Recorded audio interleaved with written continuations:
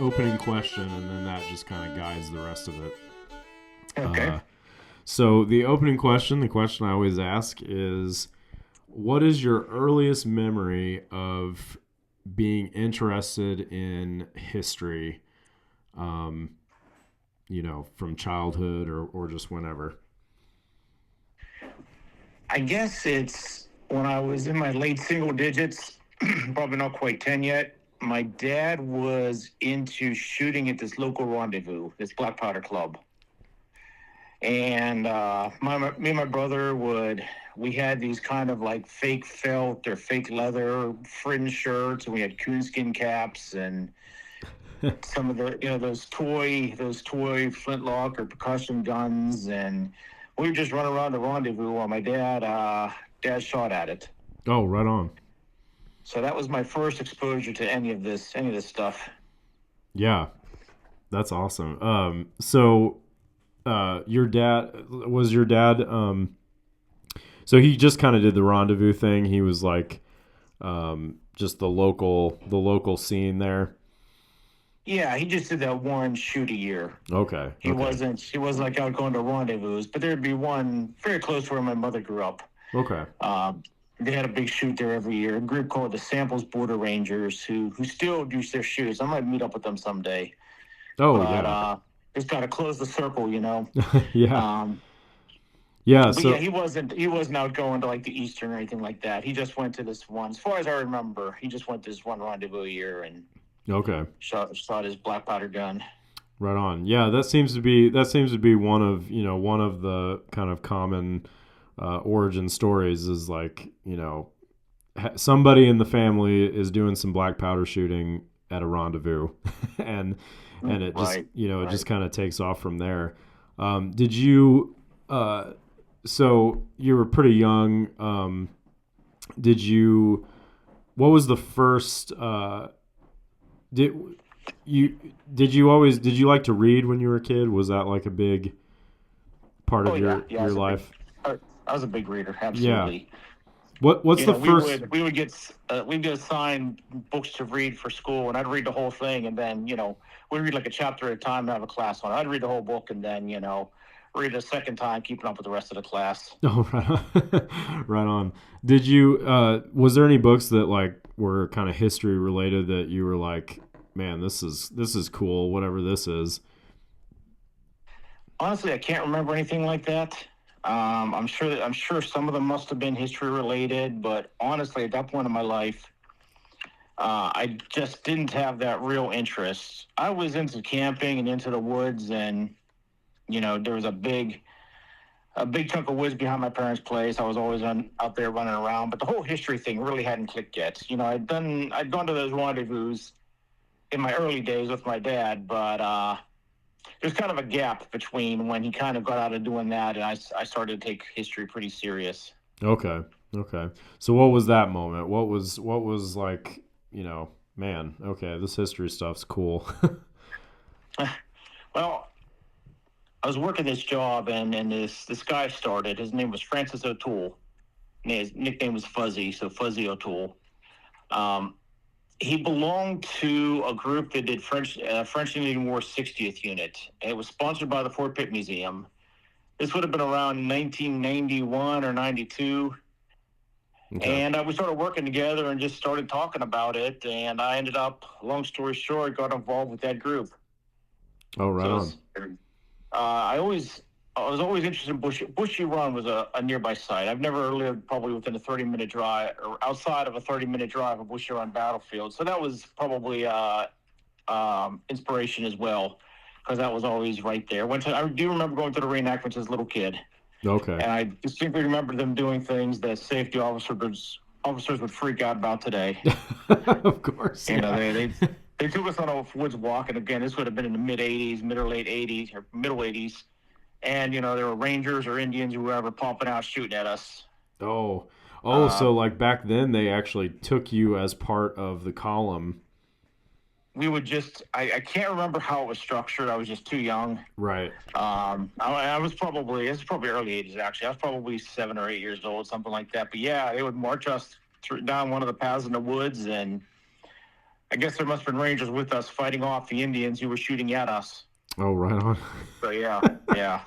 As a little kid, it was cool. Oh Very yeah, cool. like I'd be, you'd be on cloud nine if you were a Yeah, kid yeah. in the midst of all that. Yeah, I remember like back in the early days at Martin Station, like, you know, they'd put people, you know, public, if there were public inside the fort, like when the battle started, um, they just keep the public in there with, you know, you get to stand inside the, you know, in the middle of the fort. You know, that's maybe I don't know, maybe that's a little safer uh, than the you know, marching them down into the woods. But Yeah, yeah. that's cool. Yeah, my recollection of Bushy Run was when I went was you know, they kind of put the public behind a rope, and you know, kind of the battle just kind of happened like right in front of them, you know, just kind of in a real small section of woods there. Hmm. But yeah, that's awesome. So you get involved with the 60th, and which is still a unit to this day, if I understand correctly. No, no, they're not. They dissolved. Oh, did they? Probably 15 years ago. Oh, okay, okay. Yeah, roughly 15 years ago, that group finally dissolved. Okay. Um, Is so the yeah, group that exists today, are they out of Ligonier then, or? I don't know. Okay. Yeah, that I don't know. It certainly makes sense they would be, but I'm not really up on what's happening in the French Indian War world these days. Okay, sure. So, yeah, I just don't know. But it's certainly not sponsored by the Fort Pitt Museum. Okay, sure. Um, okay, so you're into the 60th. You're kind of doing that, and I'm assuming you're attending, you know, whatever events that they're going out to, Bushy Run. I seem to remember there was like a 60th unit that would go up to Niagara. Mm-hmm. Yep. Went up to Niagara with them a bunch of times. Yeah.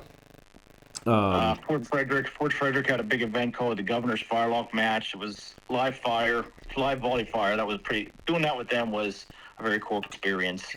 Oh yeah, that's not often that you get to do, like, you know, volley fires with, you know, actually get to see the effects of a volley fire. It's eye-opening. It really is. Oh yeah, yeah. Yeah, it's really amazing that like anybody survived those battles. You know, True. Right. when you see that much lead flying down the field, and the, you know, what it can do to people.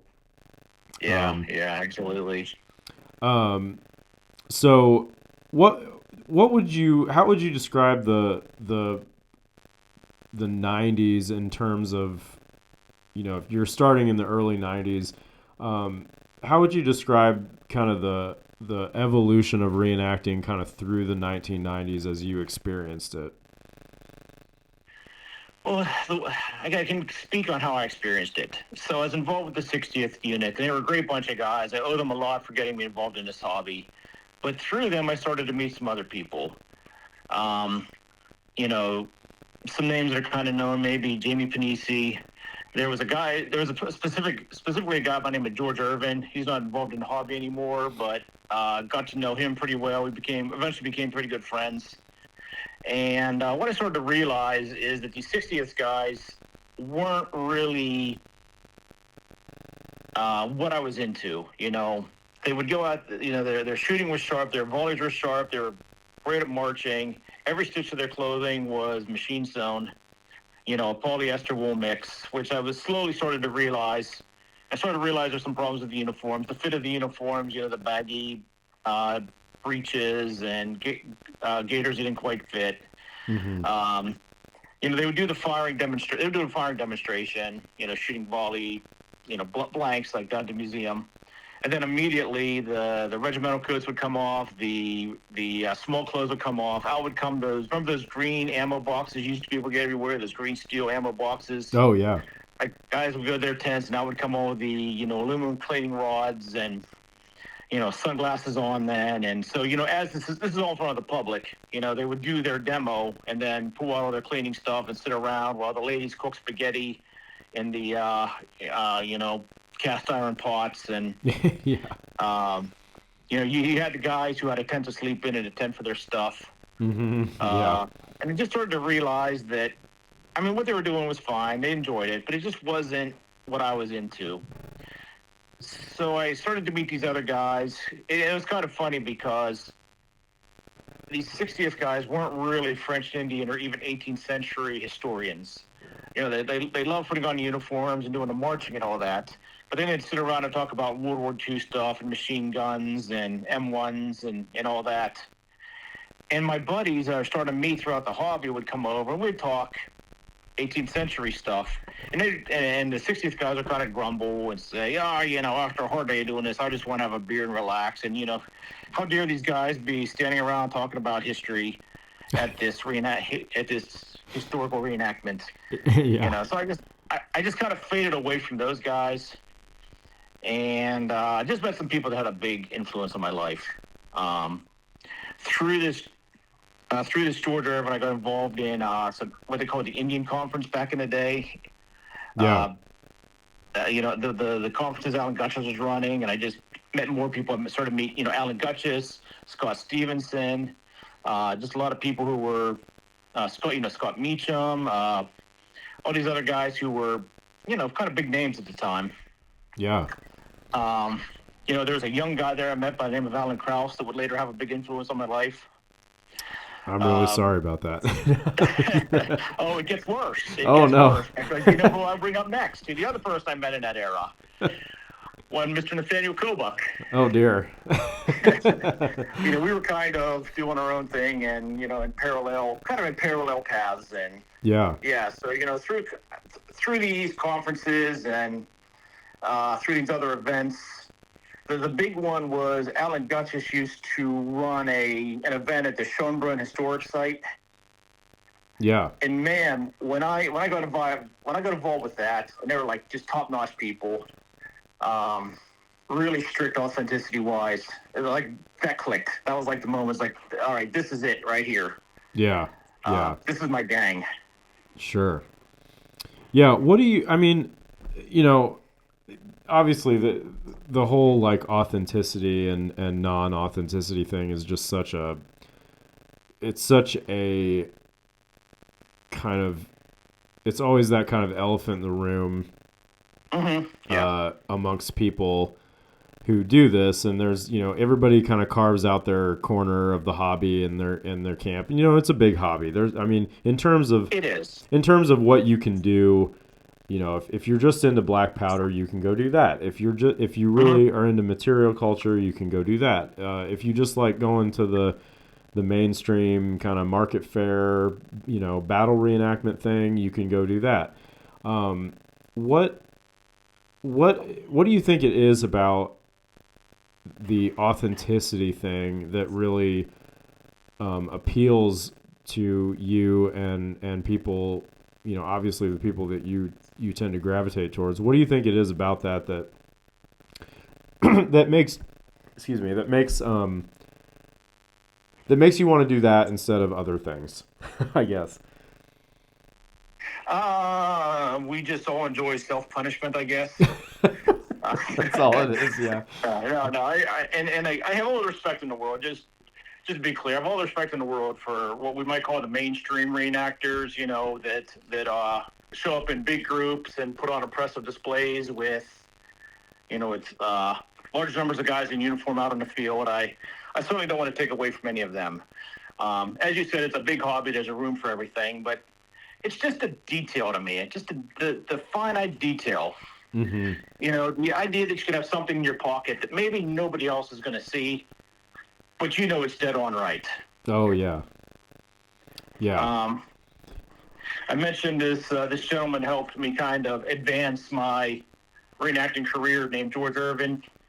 He made up a point, he brought up a point years ago that the goal isn't to make it look kind of like it used to. The goal is to make it just like it used to be. Yeah. And I think that always just kind of stuck with me. So, yeah, it's just that detail, that level of detail.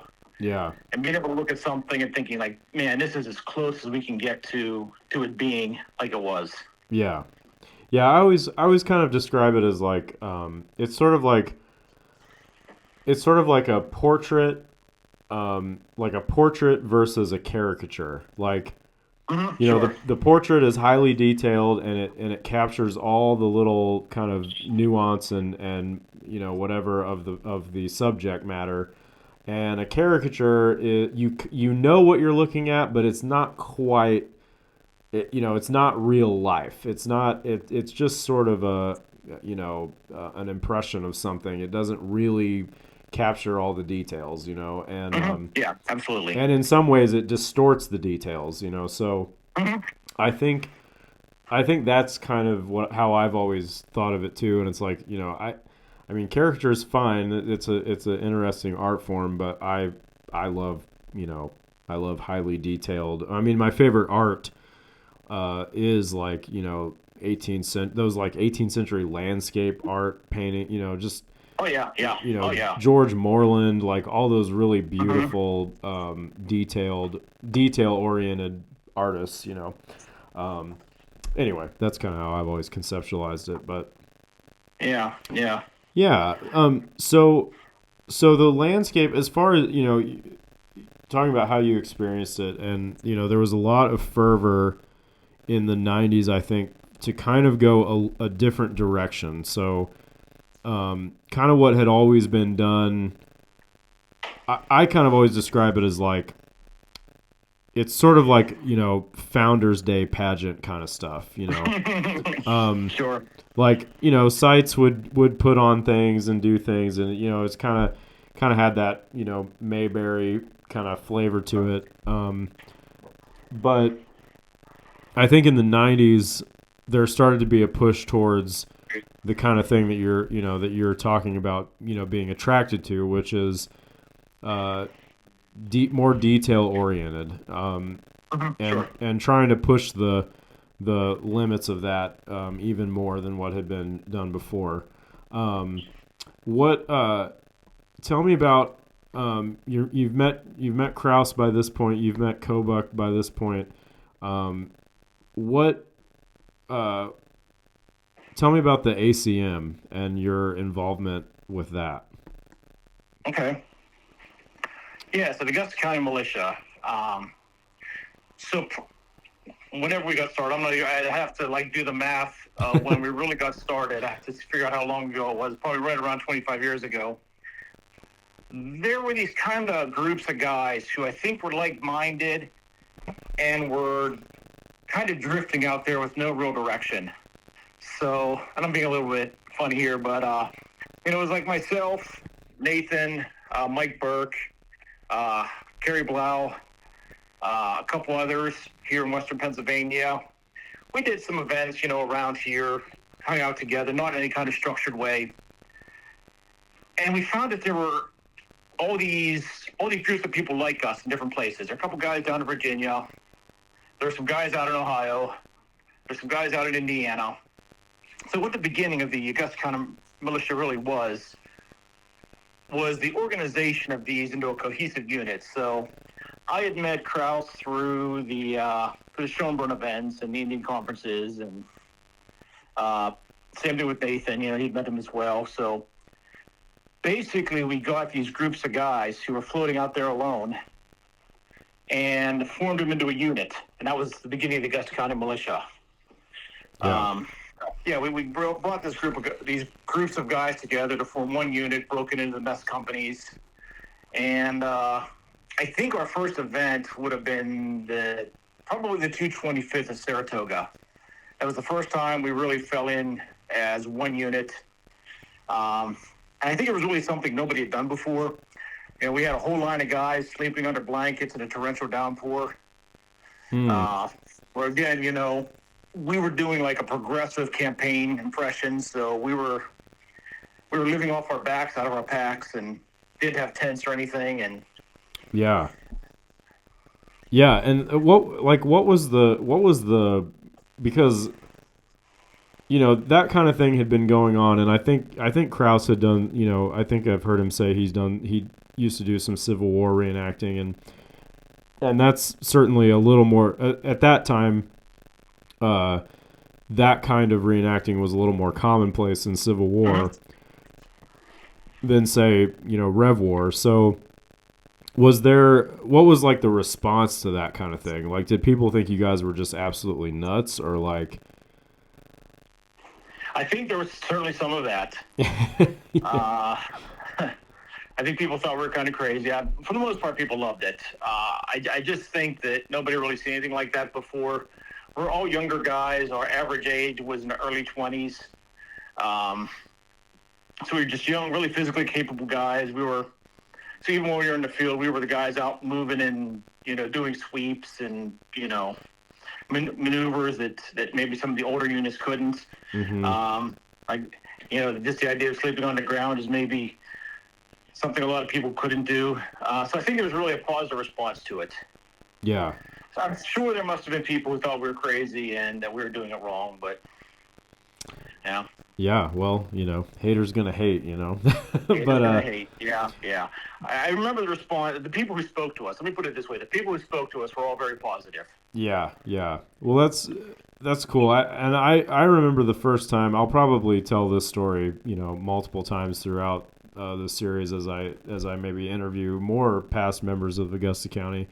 Um, but I remember seeing you guys in the early days at Martin Station. You guys came down probably like 2003, maybe 2004, and like I just remember seeing like this sort of like gaggle of guys, outside the fort, sleeping up against the wall with their knapsacks and stuff, and I thought like, at the time I didn't really know quite what I was looking at, but it's sort of like that moment where you kind of look over on this side and you see these guys, and then you look over on this side and you're like, one of these things is not like the other, Sure. and you Sure. you can't quite pinpoint it, but you're like, oh, huh, like that looks like something different. And so that's all I knew at the time was that's different. Whatever that is, it's different, and it definitely appeals. It definitely appealed to me, and I didn't end up finding my way, into the Augusta County scene until really kind of when the Augusta County kind of was on its last leg, and everybody was kind of moving different directions at that point. But so Augusta County is formed. You guys go to Saratoga. You said that's what you said, right? Saratoga. I believe that was our first. That was our first time falling out as, a combined unit of the domestic groups and everybody together. Okay. So then I mean you guys did a lot of events, and a lot of like immersion type events and things like that.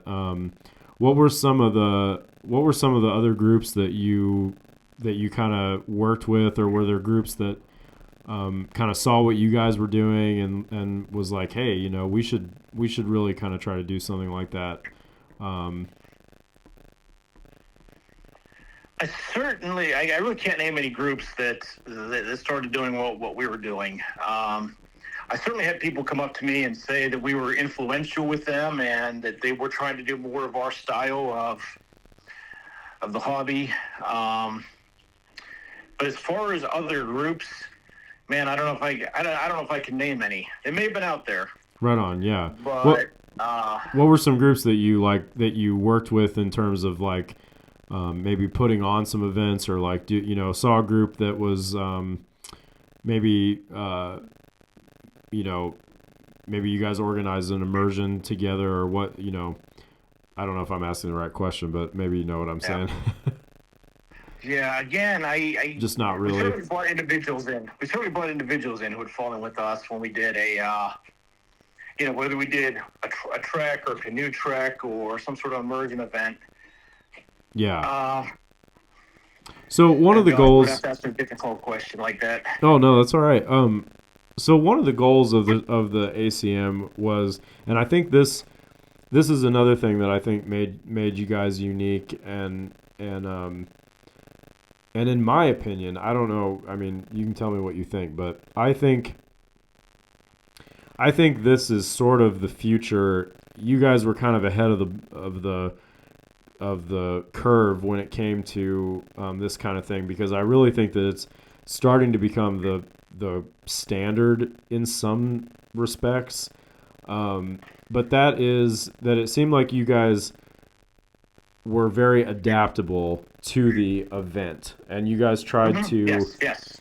You guys did. It wasn't like, okay, we're the Augusta County Militia, and this is our impression forever. It was, we're the Augusta County Militia. That's kind of our name, but what that means is, in practical terms, is we're going to adapt our impression to whatever the event needs. Yeah, that's a good way of putting it. Yeah, we referred to ourselves as the Augusta County Militia. That was not always our impression. And you're right. We would have like an Eastern, more urban look for, if we're going to Boston or something in New Jersey. And when we put an event together, that would be discussed. Like, this isn't frontier stuff. This is Eastern stuff, or this is Western stuff. It's more frontiersy. And yeah, that was a discussion that would take place before an event. Is how we were going to address what our impression was going to be. Yeah. Yeah, and I feel like that's really become how a lot of groups kind of operate. They kind of have their main impression, but so many of them, they're not just buying, they're not just making, for instance, like a uniform, like a regimental and whatever, and that's all they get. This is my impression. They're doing that, and then in addition to that, they're getting civilian clothes, and they're getting stuff that they can wear. Hey, I'll get these civilian clothes, and hey, I'll get a hunting shirt made, and that way I can do like 5 impressions, with. Yeah. So that seems to be more, a lot more common these days, maybe, than it was then. Yeah, sure. That's good. That's good. Yeah.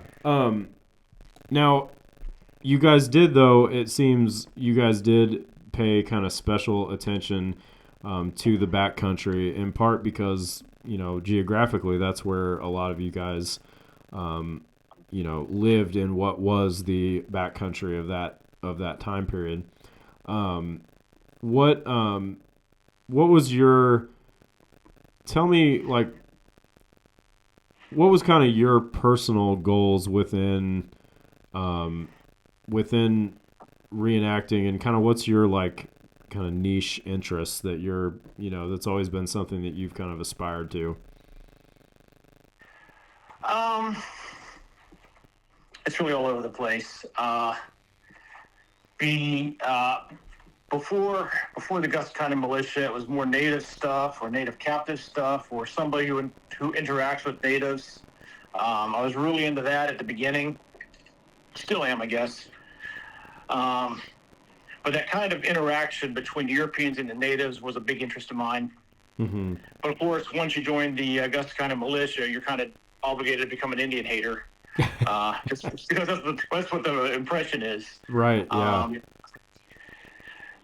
So with not doing so many events with them these days, I guess I'm kind of going back towards that.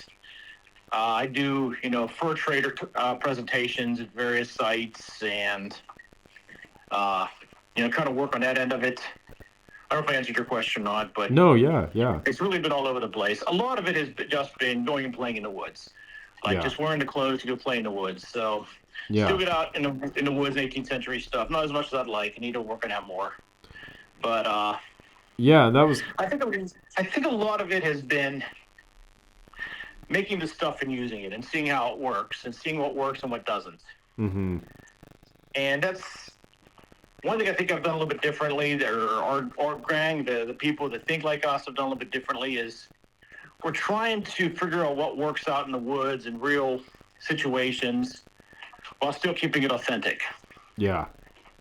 Because that's sometimes the way the thinking goes is, well, if I make this modification and this modification, it makes it a little bit easier. It's not historically correct, but it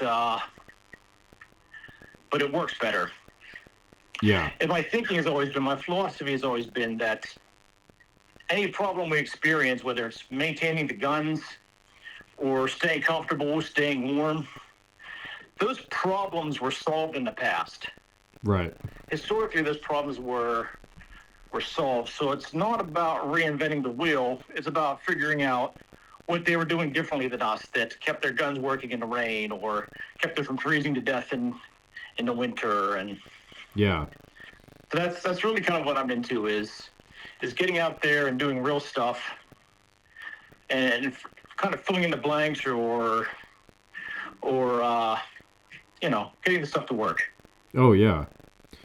Yeah, and you that's kind of been a passion that you've shared with Nathan a lot. You guys do a lot of stuff in the woods together, and you've appeared in many of his blog posts and articles, and yes.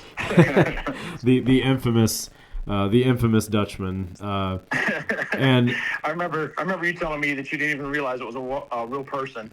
Yeah, for the longest time, I didn't I guess partly because I didn't really know, I had met all of you guys, I had met all of you guys, but I didn't really start to probably get to know you guys until I started, I kind of hosted a few things. I hosted that Kentucky immersion event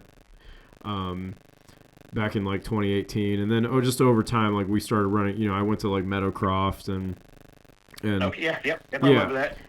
Just started to it's sort of that thing of I'd known of you guys for a long time, kind of known you on the sidelines, but then we started to kind of become friends, and anyway, I reading the blog. I had been reading Nathan's blog for a long time, and I kept thinking who is this Dutchman guy? Because he'd never name you by name, right. And right. I was always I always thought it was some, I don't know, I thought it was some mythical character that he had invented. Yeah, and then I realized it was I don't know, a couple years ago. I was oh, it's Duane. Okay, that makes sense now. I was just a little slow on the uptake, but I think what I like about that too is we've one of the things that I've been kind of interested in lately is you were talking about the native and European kind of cultural exchange, that being such an interesting and fascinating thing in the period. And we were just up at Johnson Hall lately, and that's sort of the mecca of one of the meccas of European and native cultural exchange. And it got me to thinking about the living sort of living between worlds, and how you kind of have a foot in this world and a foot in this world, and all the different ways that we kind of do that as reenactors, in just having our foot in the modern world, and then having our foot in 18th century world. And is that something that, obviously, I love plenty of things that modernity has to offer. Oh yes. Yeah, but there is something alluring about the past and putting yourself in that place. And do you feel that a lot, where it's you kind of feel torn between just this dichotomy of the new and the old, and you're just kind of living somewhere in the middle? Yeah, on one hand, I would love to have a piece of property out in the middle of the woods, where I, had a wood burning stove and no electricity, and lived off the land a little bit, and just how cool and peaceful that would be. On the other hand, it's man, look at that cool thing on Amazon. I can have it tomorrow. Mm-hmm. So yeah, there is those two sides of it. Yeah, but I think it's just kind of, I think there's something good about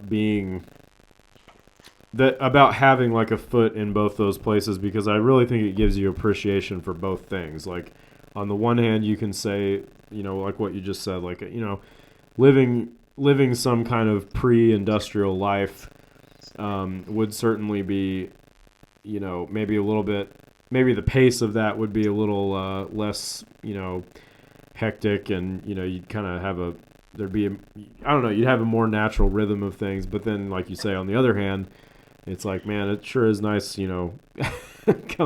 coming down and like having the world's knowledge in your pocket, and being able to do some of the stuff that we do.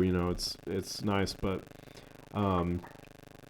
I do find that my mind is often off in the past, at least in my head.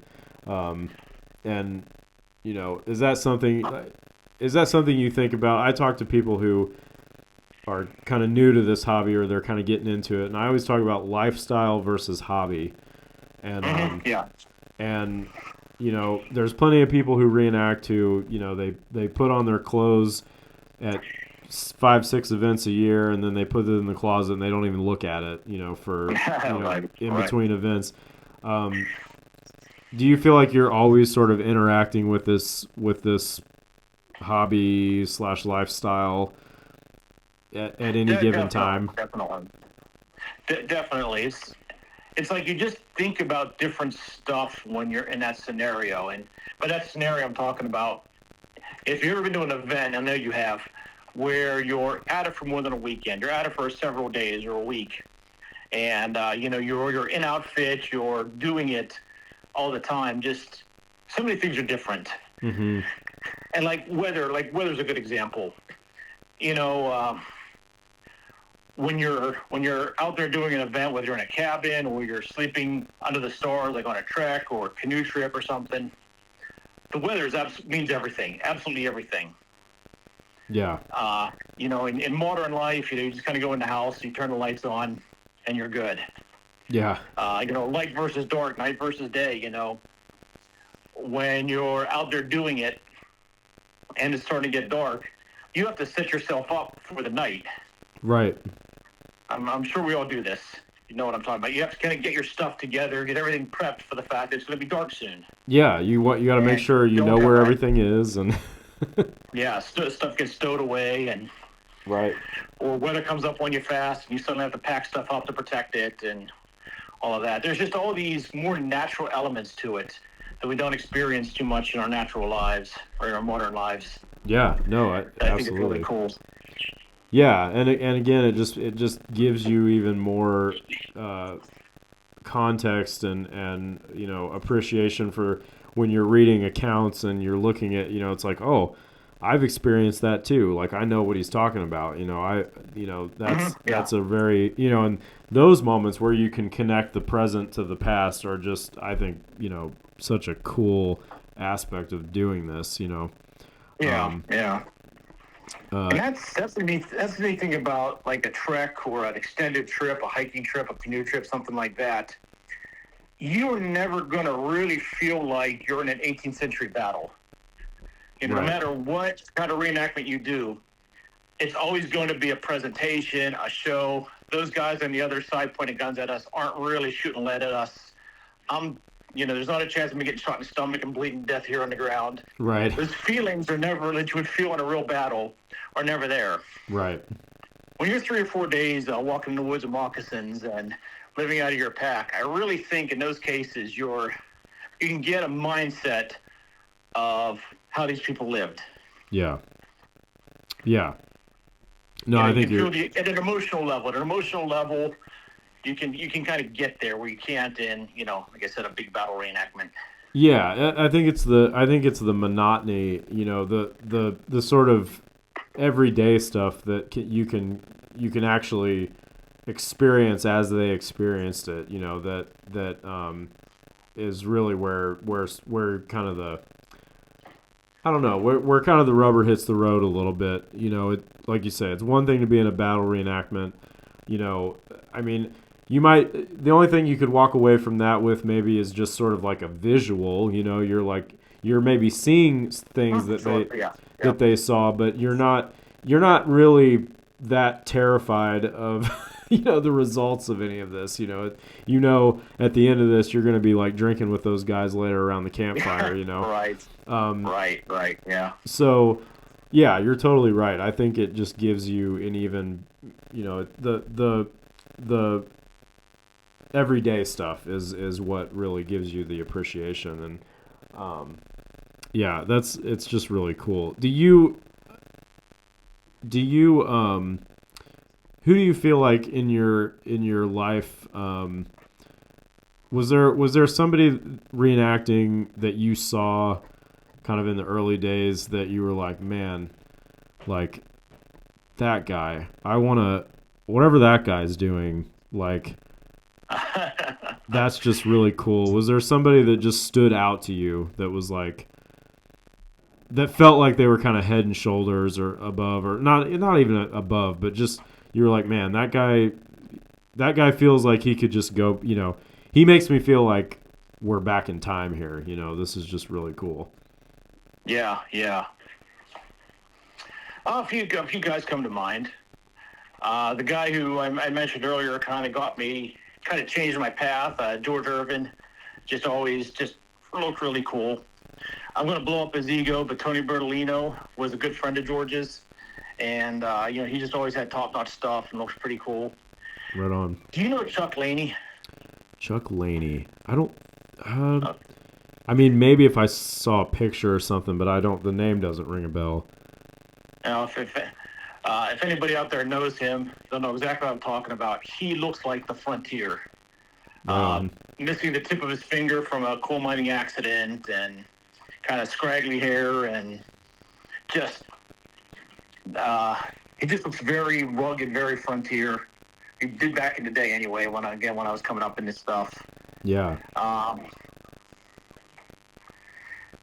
There are a few, I hate to even mention any because I'm afraid of excluding somebody, but there were definitely a number of people who I just always thought looked really cool out there.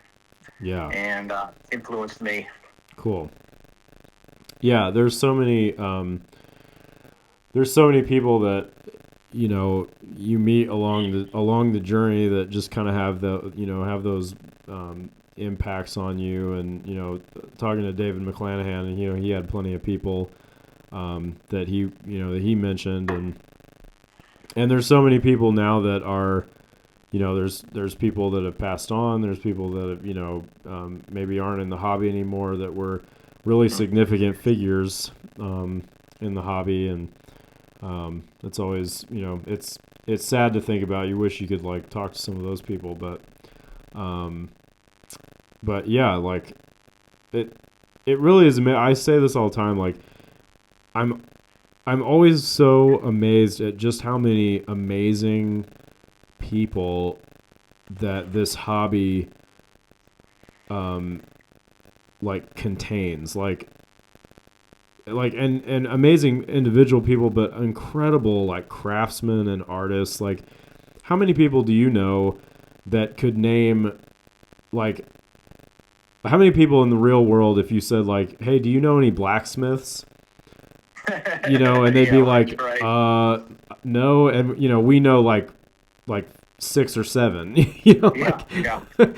Right. And how many knife makers and bag and horn makers and not just like hobbyists, but I mean people who are like at the top of their craftsmanship in these different areas, incredible woodworkers, like, just anyway, I just think it's amazing like how many talented people that there are in this hobby. Absolutely. Yeah. Who are like taught like world class, like museum level craftsmen. Anyway, that was just kind of a side tangent, but it's really cool. And they do so much to fuel our well, they don't fuel a lot. They empty our purse a lot, but they There is that side of it. There is that side of it. It is an expensive hobby. Yes, it's an expensive hobby, and you definitely won't have time to do any you got to choose one or the other. Like it's either, bad stuff that's bad for you or the hobby, True. True. But right on. Like, cool. Well, what's some stuff, in kind of recent times that you've been seeing in the hobby that you're excited about, or, that kind of, I don't know, maybe your hopes and dreams for kind of the future direction, and like I said, just what's exciting you today and what you're seeing. Seeing a lot of young guys that are just doing an incredible job.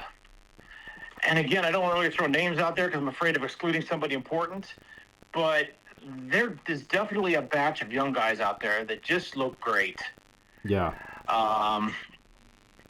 Nathan, I don't know if you were in the conversation at Martin's this year, but Nathan and I were talking about the fact that they're really starting to see in the hobby, I think, maybe the fruits of our labor starting to produce something where people are just, I think, starting to look better in their frontier impressions.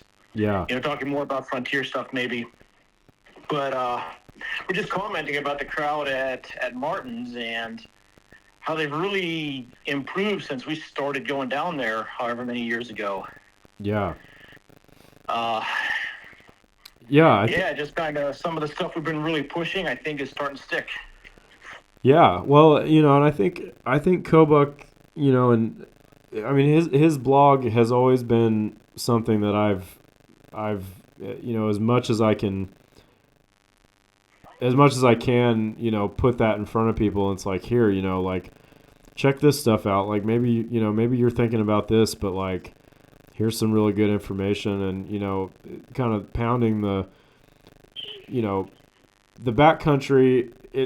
It's always been in reenacting world anyway, like, and this, I mean, it's not news, but just, it's like constant sort of myth busting.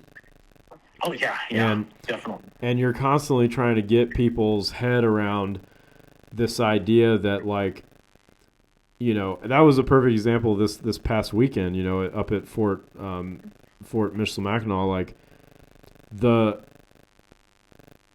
economy, it's a global economy in this time, and like so much is happening, and so much is available to people.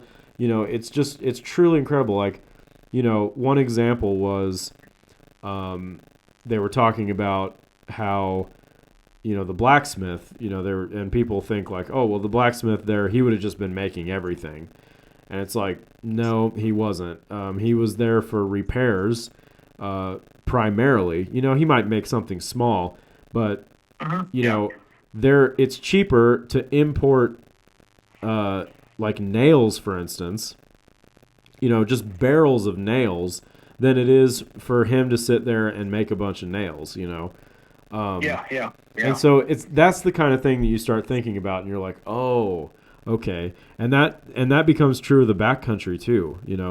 That's not, these industries were booming other places in the world. It was just a matter of getting that stuff out to the backcountry, which they did.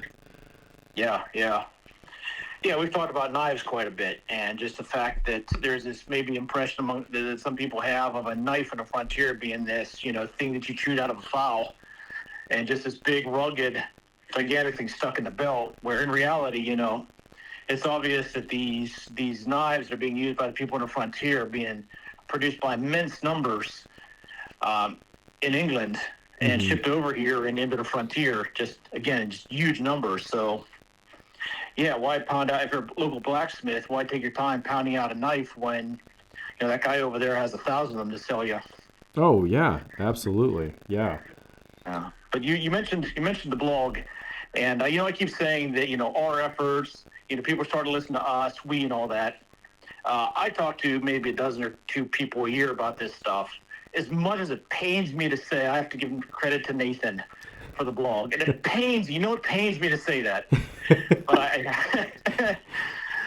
anybody that knows us kind of gets the joke there. But no, it's his blog and his writings, I think, that have really gotten the word out there and have really gotten the influence out there. So Oh, absolutely. Um, Yeah, I mean, I Unfortunately, think, it's so good it was said, but yeah, I think in no, yeah, and really in no small way, he's made a really significant contribution to conversations around the backcountry because I think, um, I think there wasn't,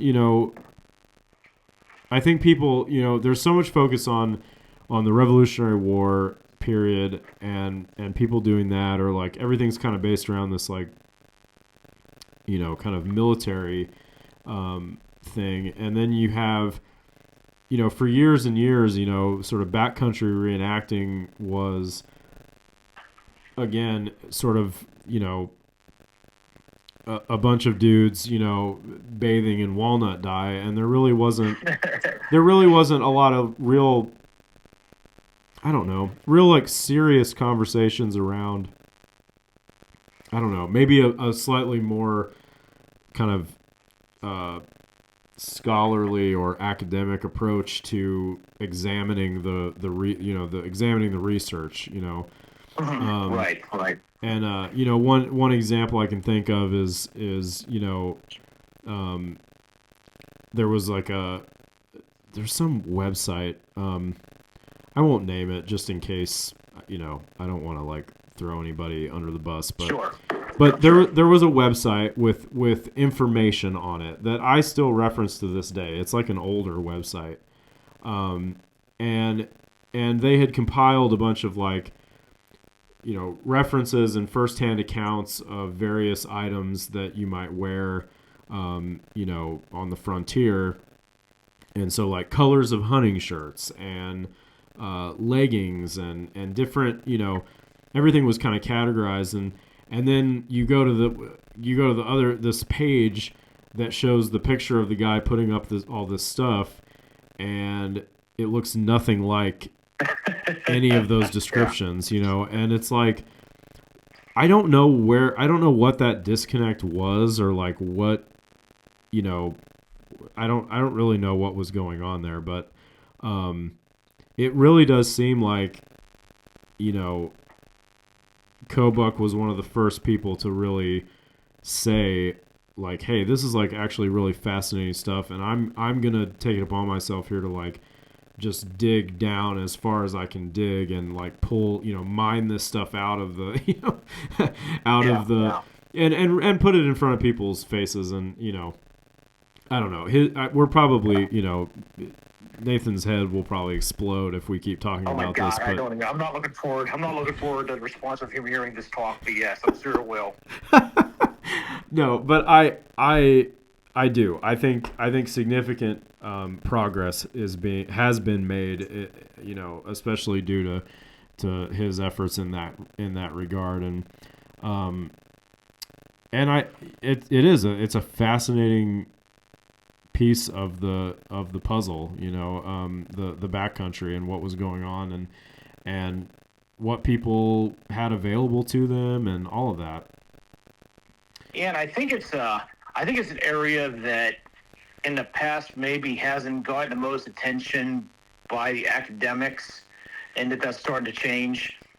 You I think some academics have kind of approached this that the frontier is just kind of the Wild West, so to speak, and there's no real rhyme or reason to it, and it's just a bunch of guys running around in brown shirts and you know living off half-cooked deer meat.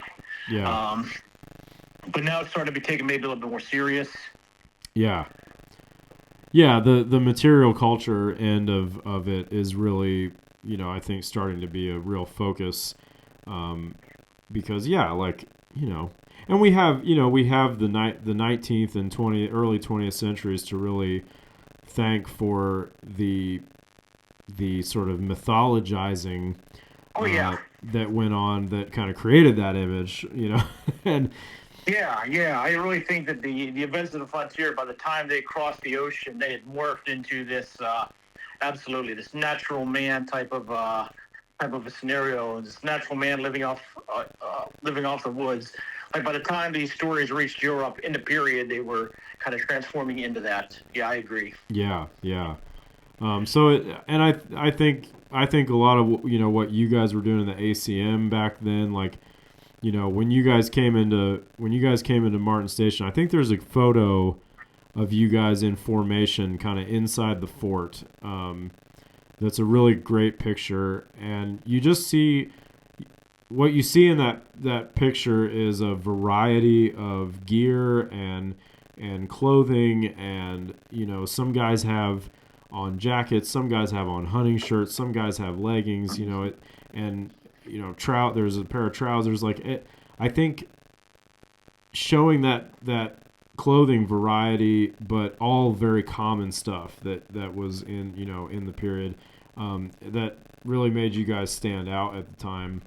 That again, you look at pictures of Martin Station from that era, and there was a lot of kind of walnut regiments, walnut militias running around at that event, and you guys just stuck out like a sore thumb in a good way. And so it's nice to coming back around to Martin's again. Like, it's nice to see the bar being kind of pushed up, in that way. I would agree. Yeah, absolutely. It's been good to see.